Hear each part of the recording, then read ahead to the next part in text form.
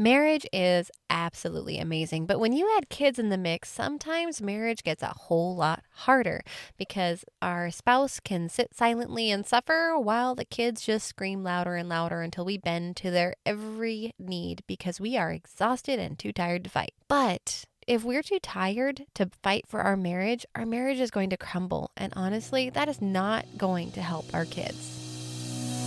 Do you miss having time for Jesus and yourself, but you're drowning in the responsibilities of motherhood? If so, you're in the right place. Hi, I'm Cheryl, wife, girl mom, and Jesus follower. I learned the not-so-secret ways to become the mom my girls needed by prioritizing Jesus back into my mom life and reclaiming my identity in Christ. If you're ready to build faith while washing dishes, rediscover your identity, and love yourself like your babies do, grab your earbuds and lock that bathroom door for a minute alone. It's time for Mom. Hi, beautiful. Welcome to today's episode. I am your host, Cheryl. If you like Time for Mom, you're going to love Mom Life Devotions. Friday's episodes are devotions that I wrote last year. So if you like those, you are going to want to subscribe to my Substack. You'll get a new devotion every week that you can read or listen to, and it won't be available on the podcast until next year.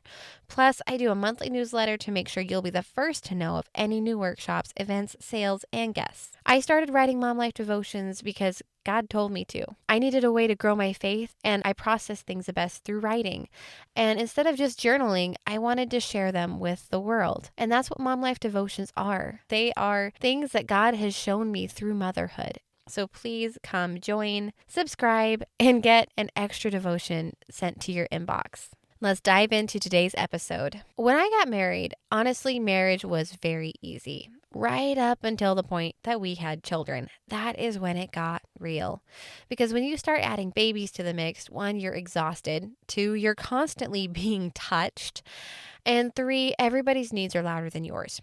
You pour out and you pour out and you give and you give and you give and you give and you give. And eventually you just have nothing left to give. I know I reached a point where I was exhausted and I had nothing good left to give, and my health was declining in all aspects. My hormones were absolutely bonkers, and I wasn't interested in intimacy at all. We didn't go on dates, and honestly, there are days when I forgot to say hi to my husband.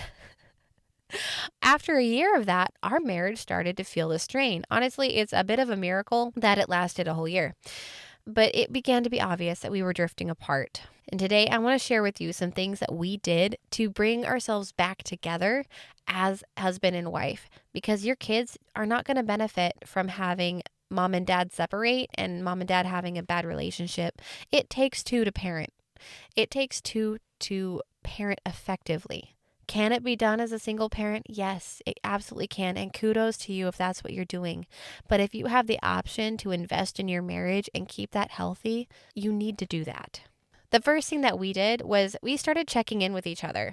We started doing this before we had kids and had to be extra vigilant to do that after we had kids. Because like I said, it is so easy to stop checking in with people because you're exhausted and you can't think straight, and hormones do great for that as well. So check in with your spouse. Are they feeling loved and seen by you?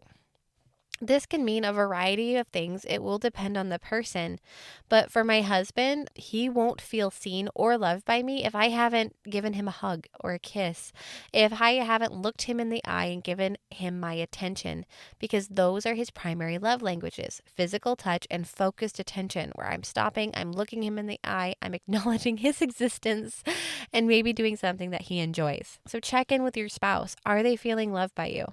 If they aren't, the next thing that we do is we have what we call the tank system. And I don't remember what book I got this from, but we call it our love tanks. And each of our primary love languages is a tank. Honestly, there's tanks for non-primary love languages. So if my husband's physical touch tank is low, I will ask him and he will tell me, my touch tank is low. I need touch. My kids have a touch tank. That's what we call it. And they need cuddles and focused attention. And that's how they feel loved, is when we stop and we fill their touch tank. We cuddle them. We play with them. You could do the same thing with your husband. You can cuddle and play with your husband, and that'll fill his touch tank.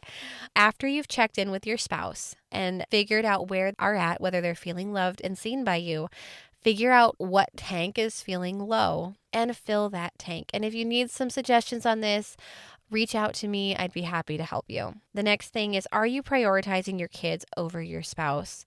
Kids are so loud and they are so needy because they aren't self-sufficient. They literally cannot live without you for a while. And that's something that we get to spend the next 20 years teaching them, is how to be self-sufficient. Your kids need you to have a healthy marriage. They need both parents. It is a team effort. Don't be fooled into thinking that you're doing your kids any favors by prioritizing them over your marriage. In the hierarchy of priorities that I have, God is first, then my marriage, and then my kids. Because I know that I'm not serving my kids if I'm neglecting my marriage. I also promised that I would love and cherish and care for and be with my husband for the rest of my life. And I would like that to be a person that I actually like. And in order to do that, I have to make sure that I am putting effort into that relationship. So make sure that you are not prioritizing your kids over your spouse. Your husband needs you. You need your husband, whether it feels like that all the time or not. And your kids are going to live if you stop and give your husband a hug before you take care of their needs. There are very few things, even with as helpless as kids seem to be, there are very few things that you have to stop and take care of immediately, or there will be dire consequences. Everything seems urgent when you're a mom, but not everything actually is. And we have to pause and analyze and then move from there. The next thing, are you asking for help? It is super tempting to just do everything yourself because it will get done how you like it to be done and it won't need redone. But that is not healthy or sustainable. You are only one person and you are not designed to care for everyone's needs all of the time. You simply cannot do that all the time. That is how you get trapped into overwhelm, anxiety, hopelessness, anger. You've got to ask help from your husband and enlist the help of your children, even if they are unwilling. There are things that your kids can do to help you and should be doing and teaching them how to become self-sufficient. These will obviously vary from age group to age group, but I challenge you to let your kids do things before you really think they're ready, because kids are a whole lot more capable than we give them credit for, and they are very, very good at manipulating us. And the final thing, have you carved out any time for clear communication in your marriage? Dates are awesome for this, but maybe you can't do that financially or logistically. You don't have someone you would trust to leave your kids with. That is totally okay. Find a time when you can connect with your husband. Can you do this at night? Can you do this in the morning? Could you put a movie on that will suck your kids' brains out for 30 minutes so you can sit down with your husband, look him in the eye, and ask him some of those questions like, how are you doing, honey? Are you feeling loved by me? Do you feel like I see you? Are some of your love tanks empty? How can I help serve you in a way that's going to keep our marriage healthy? But also communicate with your husband and let him know, honey, I'm not feeling very loved by you. This is what I think I need. Can you help me? Communication is key in a healthy marriage. There's no way around that. It's easy to not talk about things, but it's not healthy to not talk about things. We need to bring things to our spouses so we can maintain a healthy relationship and a healthy marriage. Your marriage is worth the investment. At least you thought it was when you married your husband. Don't get trapped into sacrificing everything for your kids, because believe it or not, your kids need you to have a healthy marriage, and they will actually greatly benefit from their parents having a healthy marriage. If you can model a healthy marriage for your kids, it will help keep them out of unhealthy marriages. It's not a guarantee, but it will help them recognize toxic relationships when they aren't dependent on you anymore. What one thing can you start implementing in your marriage? Maybe you have a healthy marriage, but you haven't checked in with your husband. Check in.